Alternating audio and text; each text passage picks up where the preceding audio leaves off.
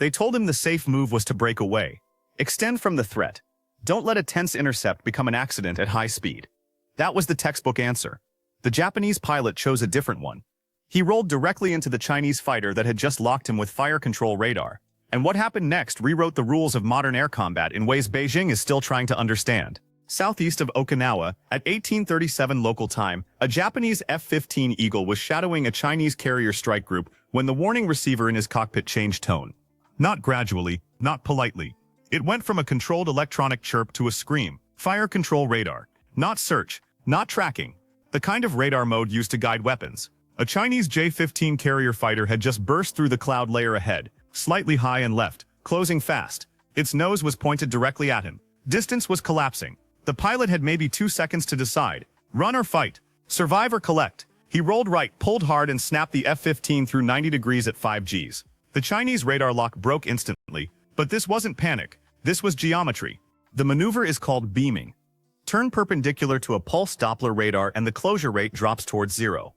Modern fighter radars are built to track objects moving toward or away from them. When the target suddenly moves sideways, crossing instead of closing, the system has a problem. It begins filtering returns, sorting signals, trying to separate the target from clutter and noise.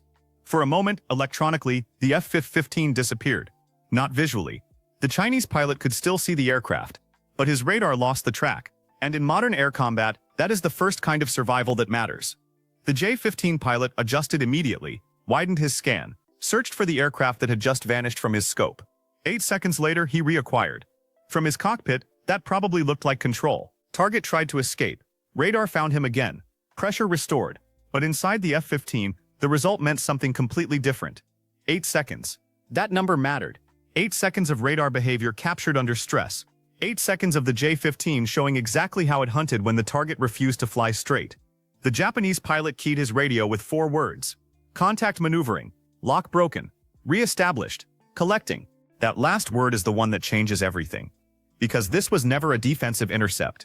This was an intelligence operation disguised as survival. And the Chinese pilot who thought he was dominating the engagement had just started teaching a masterclass he didn't know he was giving. Every pulse from that J-15 radar was being recorded. Frequency, rhythm, scan behavior, transition from lock to search back to track. Small antennas across the F-15's airframe were listening. Wingtips, tail section, nose. The Chinese fighter thought it was hunting. It was transmitting. And transmission is confession. Now here's the part most people miss when they hear about fighter intercepts near contested airspace. They imagine 2 pilots playing chicken, seeing who blinks first, maybe some aggressive maneuvering, then everyone goes home. That is not what happened here. The Japanese pilot wasn't trying to escape the Chinese fighter. He was pulling it into deeper water. Every defensive break had a second purpose. Every time the J-15 reacquired the lock, it revealed more about how its radar operated under pressure, how long it took to search, how wide the scan was, how the system prioritized targets when the geometry got ugly. This is the kind of data that takes months to collect in controlled conditions. And the F-15 was getting it in real time from an active Chinese carrier fighter that was too focused on the kill to realize it was bleeding information. The J-15 locked again. The warning tone returned. The Chinese pilot pressed closer. 400 meters. 300. At that range, this stopped being abstract radar symbols and became metal moving through turbulent air. 2 fighters close enough for each pilot to feel the other aircraft's decisions. The Japanese pilot could see heat shimmer behind the J-15's engines. He could see small movements in the control surfaces as the Chinese fighter corrected inside disturbed air. The lock held. The warning tone stayed steady. The J-15 was transmitting continuously now, painting the F-15 at close range with fire control radar. To the Chinese pilot, this was dominance. A message delivered without firing. I can hold you here. I can track you whenever I choose. The Japanese pilot saw something different. He saw a pattern forming, because the J-15 wasn't just locking randomly. It was adapting. When the F-15 beamed, the Chinese pilot learned to cut off the escape. When the F-15 went vertical, the J-15 followed faster. Reacquisition time dropped from 8 seconds to 5, then to 3. The Chinese pilot was getting better. He was predicting where the Eagle would appear, instead of chasing where it had been. That made him dangerous. It also made him readable. Every adjustment revealed more about the radar's mechanical limits. The J-15 has a mechanically scanned array. That means the antenna inside the nose physically moves to track a target. It can search, it can lock, but it cannot look everywhere at once, and it cannot move faster than its own hardware allows. That weakness only appears when the target forces it to chase, so the F-15 forced it to chase. The Japanese pilot pulled into another hard brake. This time he combined horizontal and vertical, right, down, and across the radar cone simultaneously. 7 Gs slammed into the cockpit. His pressure suit inflated hard around his legs, forcing blood back toward his chest. The edges of his vision narrowed. The F-15's frame trembled under the load. The warning receiver cut out, lock broken. 1 second, 2 seconds. Then the tone came back. The J-15 had reacquired in 2 seconds. That was new. That was valuable. The Chinese pilot wasn't just reacting anymore. He was inside the Japanese pilot's decision cycle. He had learned the rhythm of the defensive brakes and was cutting inside the escape path before it fully opened. In a different kind of fight, that would have been the beginning of the end. But this wasn't a different kind of fight. The J-15 closed again. 200 meters. Close enough that the Japanese pilot could see the shape of the opposing cockpit. The hard line of the intake. The dark flash of the wing roots. The lock held. The Chinese fighter drifted forward. Just far enough. And that was the opening. The Japanese pilot rolled left and dropped beneath the J-15's flight path, slicing under the Chinese fighter's belly. The separation was so tight the F-15 hit the disturbed air rolling off the J-15's engines. The aircraft bucked. The right wing dipped hard. For half a second the Eagle was no longer carving smoothly through the sky. It was being shoved sideways by invisible turbulence. The nose yawed. The horizon jumped. The pilot corrected. Stick right, power in, hold the turn. The aircraft clawed back into stable flight. Still moving. Still turning. Still carrying the angle it had fought to gain. When the F-15 rolled out, the J-15 was no longer beside him. It was ahead. The Eagle had crossed behind. 7 o'clock. Inside the Chinese fighter's rear quarter. Inside the place where a nose-mounted radar cannot see. The warning receiver went silent. For the first time in the engagement, the silence didn't mean distance. It meant position. The J-15's radar swept forward and found nothing. The Chinese pilot widened the scan. Still nothing. He turned his head left, then right, searching through the canopy for a gray fighter against a darkening sky and a darker sea. Nothing. The F-15 hadn't vanished from the air. It had vanished from the system the J-15 trusted most. And the Japanese pilot didn't activate his own radar. He didn't return the lock. He didn't give the Chinese pilot a warning tone to follow. He stayed passive, low and behind, letting the geometry work. This was the most dangerous part of the fight. The F-15 could have ended the demonstration right there with a hard radar lock from the rear quarter. One button, one focused beam, and the Chinese pilot's cockpit would have filled with the same sound he'd been forcing onto the Japanese fighter for more than 20 minutes. But that wasn't the mission. The mission was not to humiliate. The mission was to collect, survive, and control escalation. So the Eagle held the blind spot. And above them at 35,000 feet, 2 more F-15s from Naho began their descent. Radars dark, radios quiet. Guided by ground control and passive tracking, they weren't there to rescue the first Eagle. They were there to close the trap. The J-15 pilot finally understood part of it. Not all of it. He knew the Japanese fighter was working toward his tail. He knew the fight was getting uglier. He knew that if he allowed one more cycle, the F-15 would be fully behind him. So he made the decision that broke the geometry. He shoved the throttles forward. Afterburners lit. The J-15 surged ahead. Engines flaring bright against the fading sky, trading turning room for speed. He was no longer trying to patiently reacquire.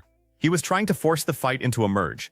Close distance, cross noses, make the F-15 choose. At first it looked aggressive. It was actually a concession, because speed can solve many problems in air combat, but it cannot restore bad angles once you've surrendered them. The Japanese pilot drove toward the merge. 2 fighters now pointed at each other through the same section of sky. Closure rate climbed past 900 knots. 800 meters. 600. 400. Commit point. Turn now, or collide. The Japanese pilot waited one more heartbeat. Then he rolled inverted, snapped upside down, and pulled down through a descending turn, slicing under the J-15's flight path at 7 Gs. The Chinese fighter flashed overhead with violent speed. The shock of displaced air hit the Eagle as it passed underneath. The pilot kept pulling. Nose down, roll through, recover upright, check 6. The world stabilized in pieces. Horizon, sea, sky, target. The J-15 was now ahead.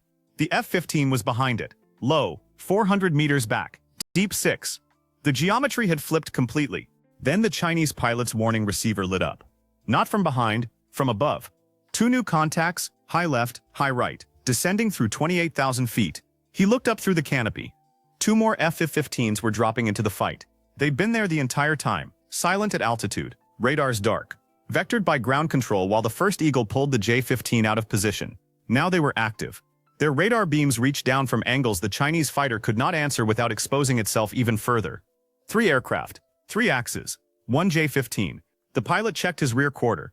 The first F-15 was still there, low and behind, inside his turn circle. He checked high. The other 2 Eagles were descending like closing doors, one bracketing the left escape route, the other controlling the right. His radar remained useless against the aircraft behind him. His nose could not point in 3 directions. His fuel state was worse now, after more than 30 minutes of hard maneuvering. His wingman was not close enough. His tactical picture had collapsed. This was the moment the entire engagement became clear. The Japanese pilot had not been trying to escape. He had been moving the J-15. Every beam, every vertical break, every turn toward the threat had shifted the Chinese fighter a few degrees deeper into the trap. The J-15 had followed the target but never the geometry. It had chased the aircraft and missed the formation. Now the formation was awake. The F-15 behind him didn't need to fire. The 2 above didn't need to close further. The message was already delivered in radar energy, altitude, and position. The J-15 still had weapons, but no clean shot. It still had speed, but no safe exit without exposing its tail. It still had radar, but every threat that mattered was behind or above. Inside the Chinese cockpit, the math became simple. Continue, and the next move would not belong to him. The Japanese Eagles held formation discipline. No one overcommitted. No one crowded the airspace. No one turned the trap into an accident. They simply stayed where the J-15 could not solve them. And for the first time since the initial lock, the Chinese fighter stopped pressing forward. Not a retreat. Not yet. Just a hesitation in the geometry. The J-15 rolled wings level for half a second, then began a shallow turn away from the 3-sided bracket closing around it. The pilot had done the math. If this had been combat, the outcome was already decided. The Japanese pilot behind him did not fire. The 2 Eagles above did not collapse the distance. They held. That was the point. Discipline mattered more than spectacle. No missile launch, no reckless pass, no radio threat. Just 3 aircraft occupying the exact positions that made the J-15's next aggressive move tactically impossible. The Chinese pilot reduced pressure first. His fire control radar dropped out of lock. Inside the lead F-15, the warning receiver finally went quiet. This time, the silence meant something different. It was no longer a broken lock during a maneuver. It was the end of the challenge. The J-15 leveled, descended slightly, and turned back toward the carrier group. No flare, no afterburner burst, no final attempt to regain position. Just a controlled withdrawal from a fight it had entered on its own terms and was now leaving on someone else's. The Japanese Eagles maintained spacing. The lead F-15 stayed behind long enough to confirm separation. The 2 high aircraft held their brackets until the Chinese fighter was no longer a factor. Then, one by one, their radars returned to lower posture. No one chased. No one celebrated. No one needed to. Because here's what the J-15 pilot could not undo. For 31 minutes he had transmitted under pressure. He had locked, lost, searched, reacquired, adjusted, closed, and transmitted again. Every cycle had been recorded. Every change in radar behavior had been captured by a fighter that was never simply trying to survive. The first mistake had been the initial fire control lock. The second mistake had been holding it too long. The third had been closing the distance. The fourth had been adapting in real time while the Japanese systems listened. The final mistake had been believing the fight was between 1 J-15 and 1 F-15. It was never one-on-one. It was one emitter against a formation, one radar against a network, one aggressive pilot against a plan built on patience, silence, and geometry. The Chinese fighter had shown how long it took to reacquire after a beam. It had shown how its radar behaved after a vertical break. It had shown how its antenna struggled when the target moved faster than the mechanical scan could follow. It had shown its close-range tracking habits, its search patterns, its pulse behavior, and the timing of its corrections under stress. None of that disappeared when the aircraft turned away. It remained in the files. It would be studied later in rooms without windows, far from the noise of engines and warning tones. Analysts would replay the encounter frame by frame, signal by signal, second by second. They would mark the points where the radar hesitated. They would map the reacquisition windows. They would identify the angles where the system became weak. Future pilots would learn from it. Future jammers could be tuned against it. Future mission planners would know how to move around it. The J-15 had come in to prove it could lock a Japanese fighter. It left after proving exactly how that lock could be broken. Back near the Chinese carrier group, the aircraft lowered toward its recovery pattern. From the outside, it could still be described as a routine intercept, a defensive action, a demonstration of presence, the kind of language that sounds clean in an official statement. But the sky had told a different story. The F-15 had not fled. It had shaped the fight. The J-15 had not dominated. It had exposed itself. and the aircraft that had begun the engagement as the hunter had finished it, boxed in, outpositioned, and forced to disengage without firing a shot. That's the lesson. Modern air combat is not always decided by the first aircraft to lock radar. Sometimes the first lock is the first mistake. Sometimes the pilot who looks passive is building the trap. Sometimes restraint is not weakness, it is control. The Japanese lead pilot checked fuel, altitude, and separation. All stable. He made one short transmission. Contact disengaging. Formation secure. Data collected. Then the three eagles turned back toward home, their silhouettes fading into the evening sky southeast of Okinawa. Behind them, the Chinese carrier group continued on course. No explosion, no missile, no headline from the cockpit. Just one carrier fighter returning with empty hands and a radar that had spoken too much. The challenge had ended exactly where it began, in silence. But this silence belonged to Japan.